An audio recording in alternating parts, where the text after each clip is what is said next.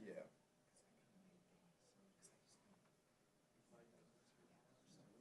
With this table and the front of the diet is about this far apart, then end of the conversation, it just really get it. And then we went to the, so that was, I'm sorry, but that was the second. First one we went to, they basically wanted, they almost like maybe these like this and this and that. Anyway, and he was like, literally, that's, and the second place that we were going to try is one on prediction market. That is, yeah. A long landscape, and that's what we got one. The radio TV down there, of course, the only place that has to also be.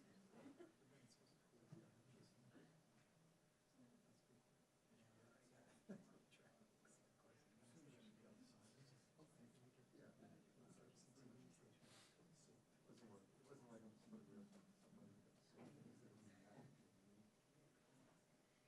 So I went to see the Odyssey. Gave me this souvenir. Oh, you saw the Odyssey? Yeah, What did you think of it? I liked it. It gave me some 70mm film with scenes on it. Oh, that's cool. It's yours if you want it. I'll give it to Pablo. Thank you so much. I think it's something, maybe somebody would want it. Michael. This would be perfect for Pop. That's dope. I need to see that. Yeah, you might find somebody.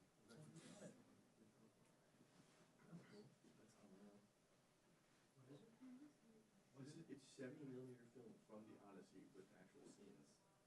No spoilers. Have you seen it? Then again, well, we've had 3,000 years. Yes, I know. You guys at the end. Or I can't guarantee they're gonna spoil this shit. Yeah, I didn't expect it. It's about the futility of life. You will like his dice. Or this one. Right, yeah. Matt Damon, like, so we're gonna finish. That's crazy. I'll give it to Bob.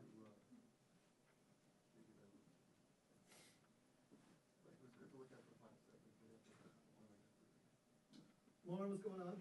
Hey, You got an outfit at hand coming up soon? not today. Not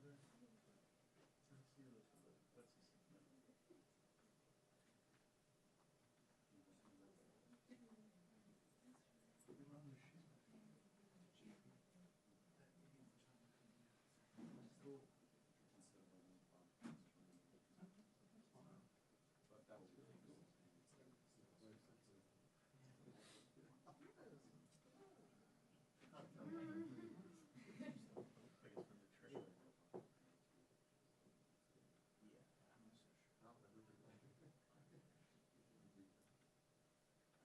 So how long did it take before Victoria's first fall will decide something about the proposal?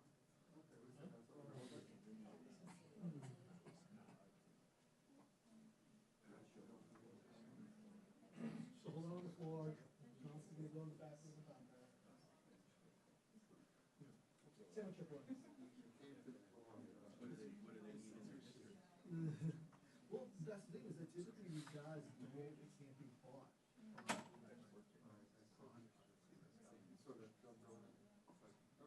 They just want to, well, they want to sign half of them.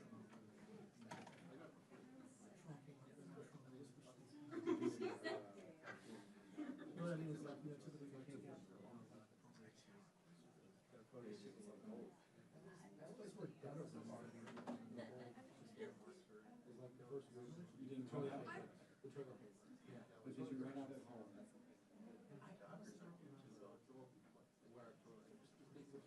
But we were concerned that the store across the street,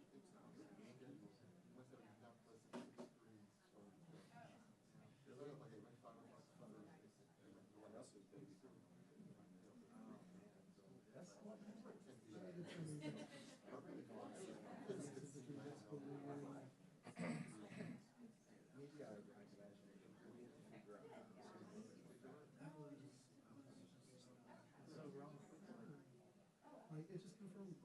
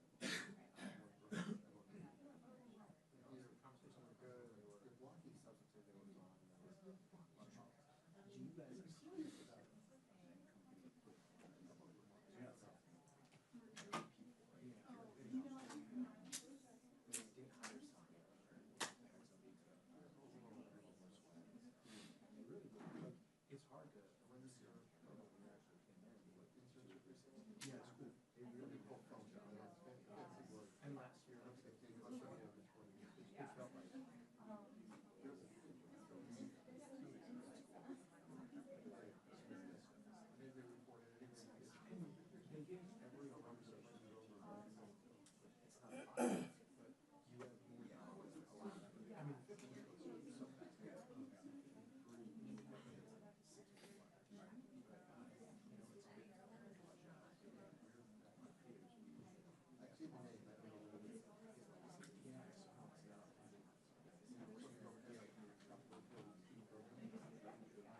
I don't know what it is. Had to back away from the air now. Yeah.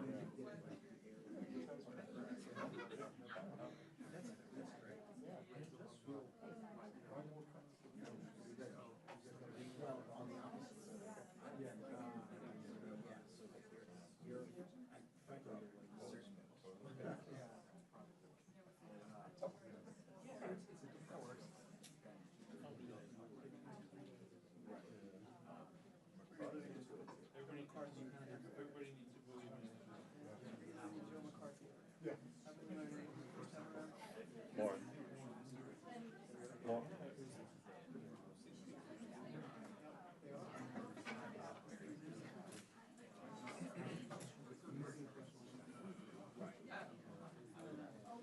Walk out, hell of a poster.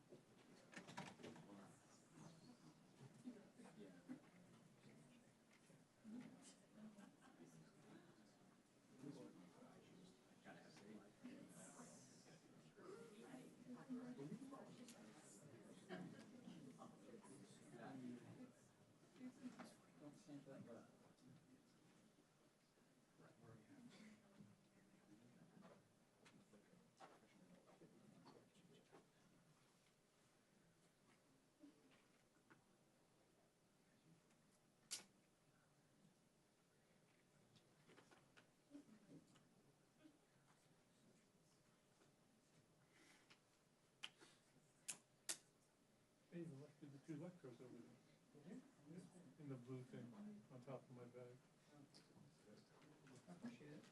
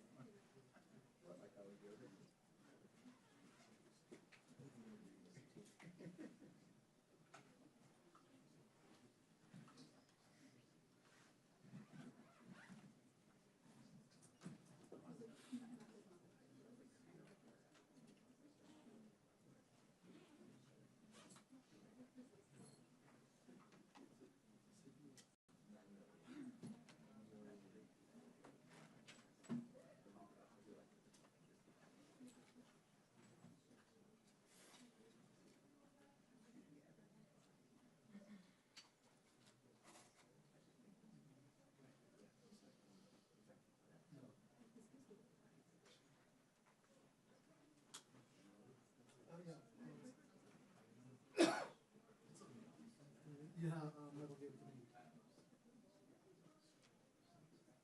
Have you seen it yet? No, I posted like 70 millimeter print. I wanted to go.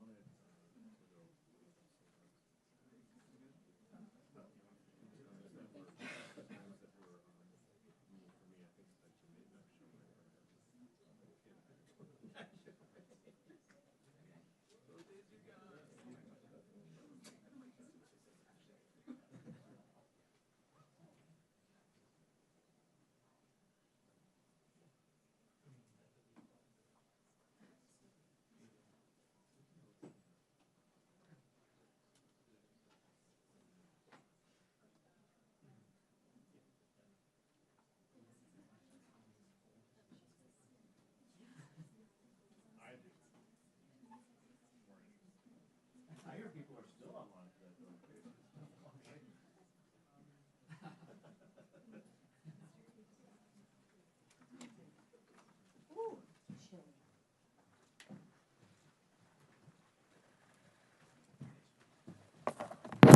One of these days. I know. That's bad, see? That's good. That's good. Well, good morning, everyone. Hope you're all having a good week. Before we get out of here, before our work period, we got a lot of work to do. But what I find very interesting is how the radical left feels they need to hide what their policies are. They soften the language. They invent nicer labels. They call themselves democratic socialists, almost as though they're ashamed to tell the American people what they actually believe. I mean, they should say it loud. They should say it proud. So let's call it what it is. It's communism. And I'm glad y'all are reporting on it. That is exactly what we need, because that is exactly who the left is. They don't need little nicknames like the Democratic Socialists of America and these acronyms. Just tell the American people what you believe in. Communism. And of course, communism arrives wearing a face. It never arrives wearing a face of who it really is, right? At first, it sounds compassionate. It promises fairness, security, a government powerful enough to solve every single problem and provide for every need. Then, little by little, the promises kind of go away. And what happens? Those promises go away and it gives government more control. A shopkeeper is told that his business no longer belongs to him. A farmer is ordered to surrender the land that his family has farmed for decades. A father actually stops talking freely at his own dinner table because he's afraid of what his children might say in school the next day. And eventually, slowly, the country that promised everyone everything can no longer provide the basic needs. And just look at the images behind me. These people are not waiting in line for a luxury item. They're standing in the bread line in the Soviet Union. Men and women bundled against the cold, parents waiting for hours, a line stretching down the street towards a store whose shelves may be eventually empty when they actually get there. Think about that for a second and just look at those images. Images reaching, imagine for 1 second, reaching the front of that line, finding nothing and returning home empty-handed to your family because you've now become dependent on the government, right? The radical left wants you to believe that communism has never really been tried. Well, it has. It's been tried again and again and again. And you know what? It's failed every single time. Communism tries to make you dependent on the government. And let me share with you one adage that I teach my children. I don't want my children to be dependent. I don't want my children to be dependent on anybody. I don't want my children to be dependent on their spouse. I don't want my children to be dependent on me. And I sure don't want my children to be dependent on the government. And that's what communism does. It makes you dependent. And think about it, not because the wrong people are in charge, not because communism just needed just a little more time. It failed because communism itself doesn't work. It wants you to be dependent. It takes ownership away from the people who produce and puts government officials in charge of deciding what will be made, how it will be made, and who will make it. You have no freedoms. You have no choice. You are now dependent solely on the government. And the government will tell you what to do, when to do it, and how to do it. And scarcity is not some accidental side effect of the system. Scarcity is actually the result. The Soviet Union promised equality, then delivered breadlines.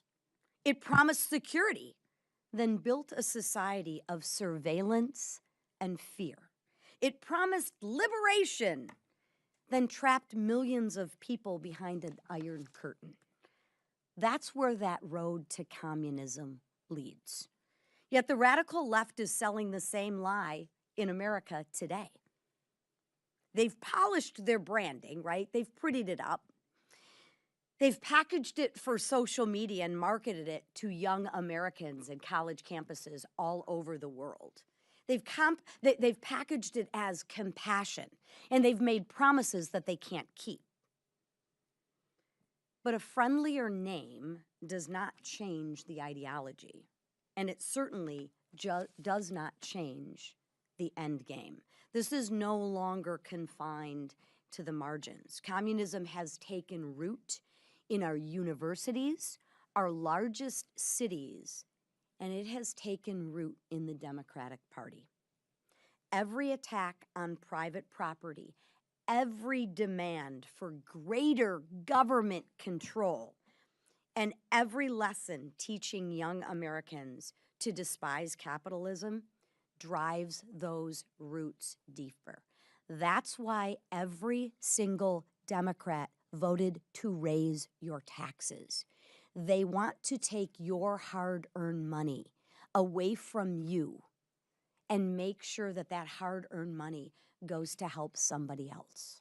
Because somebody has to pay for everything that's free. Because last I checked, the farmers don't farm for free, the teachers don't teach for free, and grocery stores don't give away free food. Somebody actually has to pay for that. Just ask them who's paying.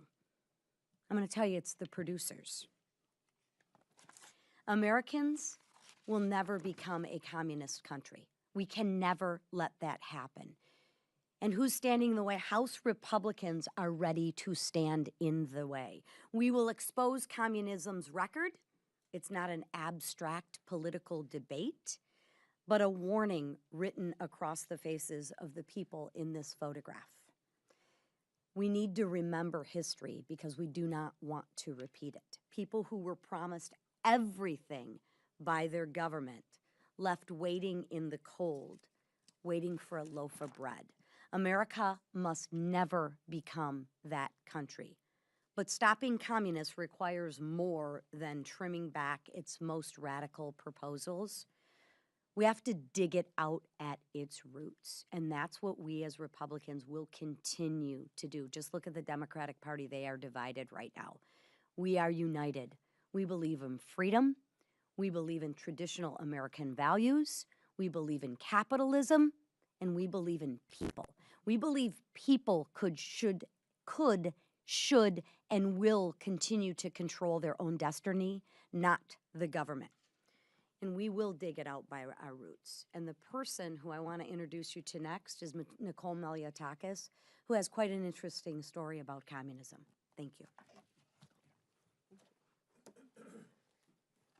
Good morning, everyone. Thank you for joining us today.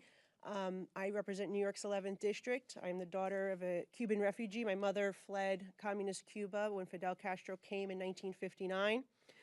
So I'm very familiar with what communism does. My mother fled the country, leaving her father behind. She came with her mother here. And the regime ended up stealing my family's home, their small business, which was a gas station that my grandfather had. And my mother never saw her father again. So communism destroys, it steals from the people. And as you've seen our Secretary of State point out, people end up living in squalor and lack the basic needs that human beings need. And the people that run the regime live as kings. That's the reality. It's about power. It's about consolidating power for a select few. And that is exactly what some of the people that are running for office here in the United States, sadly, are trying to do. We just saw a radical group of individuals win the Democrat primary in New York City. Some of these candidates support no jails, no cops, no borders. They even want to defund the military. You have across the river in New Jersey, Adam Hamaway, who was a character witness for the blind sheik who was convicted of conspiracy in the 1993 bombing of the World Trade Center. And then in my city of New York, as I mentioned, not just those who just won those primaries, we have Mayor Mondani, who pushed and is pushing an agenda of government-run supermarkets, abolishing private property rights, and seizing the means of production. That was his campaign platform. He has said those words. And that is exactly what they did in communist Cuba. Socialism, communism, I mean, in my view, and I think in reality, socialism is just communism light. It is a step, as my mother says, it is a step to full communism. If socialism succeeds, then you get communism. And what happens in that process?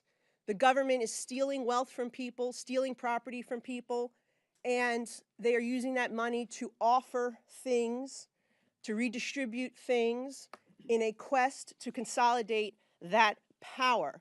And as you see with some of the socialist policies that we've seen implemented in New York, costs rise, right? This is not, the mayor running on affordability is ludicrous when you think about what socialism actually does, because they steal your money and they spend it, and it leads to inflation, and we know what happened in Venezuela. Packing the Supreme Court. How many times have we heard the Democrats here talk about packing the Supreme Court? Well, that's exactly what they did in Venezuela in 2004. They packed the Supreme Court from 20 to 32 justices, and then 40,000 cases were decided in the favor of Chavez and Maduro. Think about that. So I don't care what they call themselves, but when you're taking pages out of the playbook of Karl Marx, pushing for abolishing private property rights and seizing the means of production, or Hugo Chavez in packing the Supreme Court, that's what you're going to get. So they can call themselves Democrat socialists, but the reality is that the Communist Caucus, the Commie Caucus, is coming to Congress. And it's going to be a rude awakening if we don't all pay attention. And that includes the press. Think about what's happened in those countries where they've had socialism and communism. The press is the first one to go. When they finally consolidate that power, the media is the first one to go, and it is a state-run media. So it's incumbent upon all of us to get the truth out there about the threats that we are facing as a country with these radical people that want to bring this horrific ideology here. Very powerful words by Nicole. Look, the Bolshevik takeover of the Democrat Party is in full swing. And communism is on the ballot this November against freedom. Make no mistake about that. The lines have never been more clear in an election. Just look right now at the fight between Hakeem Jeffries and Bernie Sanders. They're in public war with each other right now, and Bernie Sanders is winning. Bernie's candidates are beating Hakeem's candidates in Democrat primaries. Now, in far left Democrat districts, those communist candidates are going to likely be elected. But in swing districts, it draws an incredibly sharp contrast between our incumbent Republicans who are working to make life more affordable for working families against these communists who want to literally defund the police. Some are running on platforms, as Lisa Nicole said, of defunding prisons, defunding the Department of War, taking away private property rights. This isn't a joke. This is something they actually believe in.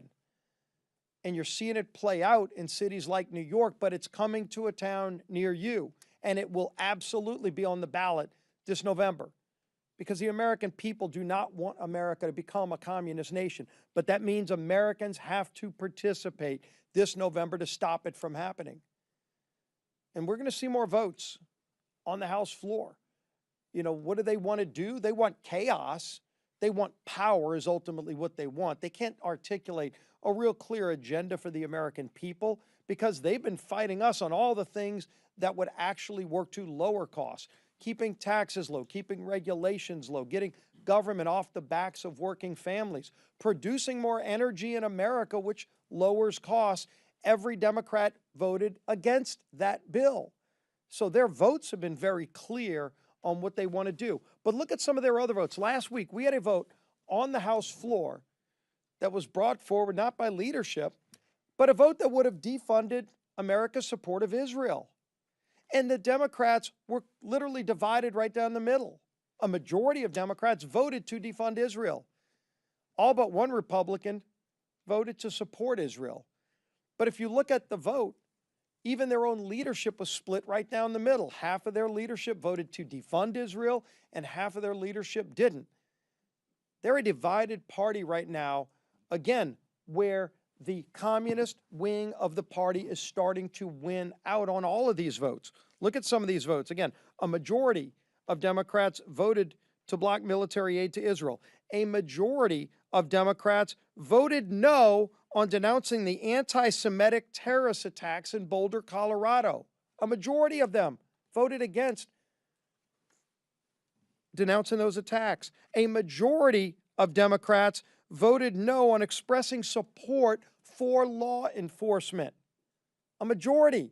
That is who the Democrat Party is today. That's what communism is. They can call themselves whatever they want. Look at their votes. Look at their platform. Look at their actions. And then we're going to bring more bills. Again, we're going to bill this week to just fund government. Continuing resolution that Chairman Cole is bringing forward today to say, look, we don't want a government shutdown. We don't want the chaos that comes with it. Republicans are united, by the way, behind that. And what is Hakeem saying? He's voting to shut the government down today. Let's watch how all Democrats vote. But the American people are going to be watching that too, because they remember the long lines just a few months ago at every airport.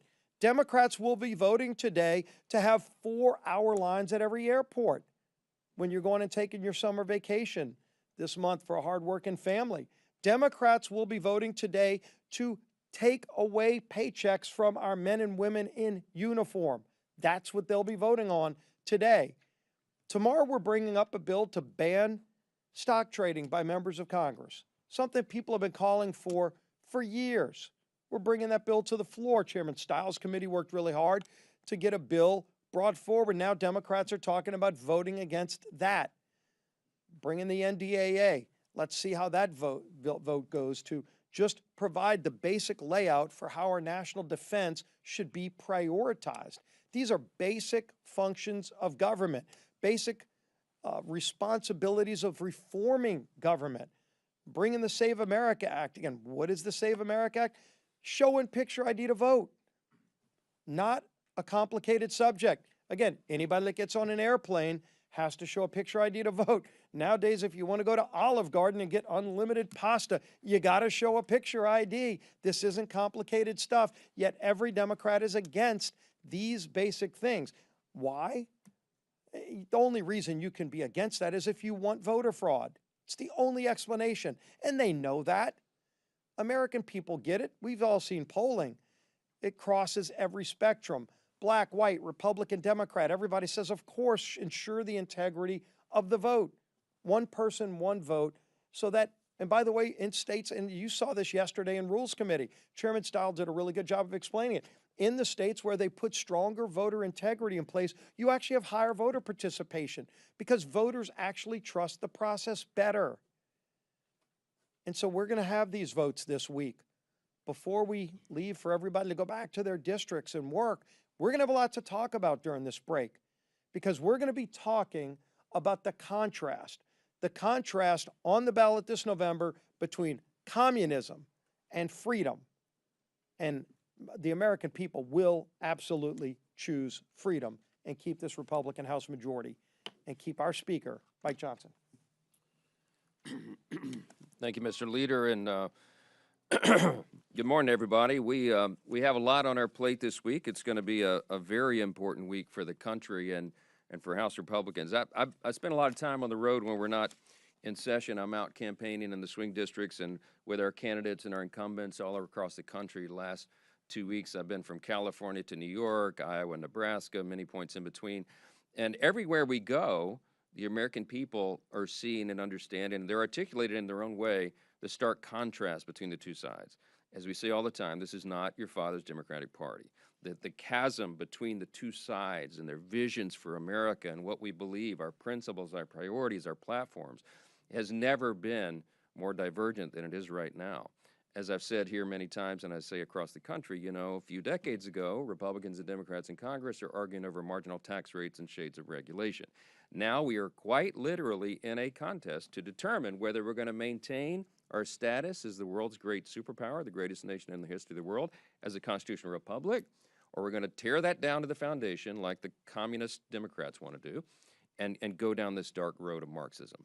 Not on our watch. We're not going to do that. And I am very confident. In fact, I'm very enthusiastic about the upcoming midterm election because I believe that people are beginning to see this, and it is going to motivate voter turnout for true Americans who love their country and want to keep it. We're in the process of making it better every single day, and you're going to see that on display this week on the floor. We've said this is a contrast. We had been saying for months, you've heard me say, a contrast between common sense and crazy in the midterm, and now it's common sense versus communism. And this is real. So this week on the floor, let me talk to you about a few things that we're going to have. It's been mentioned by the leader.